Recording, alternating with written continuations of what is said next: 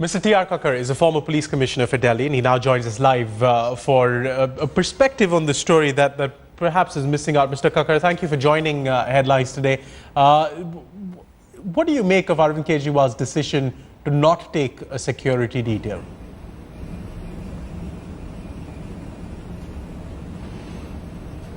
It is very surprising.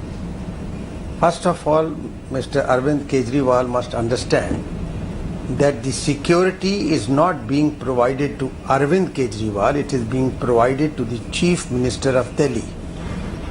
And it is all laid down.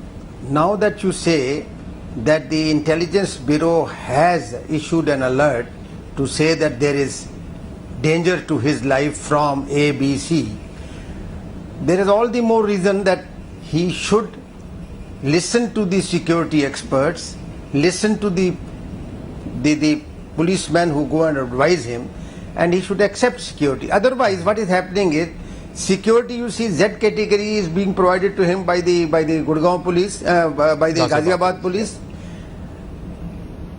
Much more, if you go and see outside his Kaushambi house, it is not only these Z plus security personnel, but many more are deployed around. There is a sort of circle made so that no one can enter who can harm him. But again, there is nothing much that the policemen are able to do, because the security is not within immediate proximity of the Chief Minister. Yes.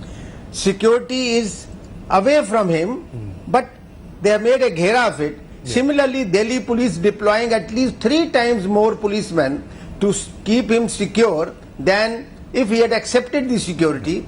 So what is he trying to really achieve? Mr. Kakkar, security is being provided to him, as far as my information goes. 3 times more policemen are being deployed, yet it is not foolproof, because he doesn't tell where is he going, when is he going. He gives no information. Therefore, people have to make arrangements on the spot, and which cannot be as I want to ask you a question. Secure as planned security. Sure. I want to ask you a question about this. You know, the point you started out with, which is that this security is not being provided to Arvind Kejriwal, it's being provided to the Chief Minister of Delhi. Many people don't seem to understand that distinction. They say that it's a status symbol to provide chief ministers with security. Help viewers understand the distinction between those two.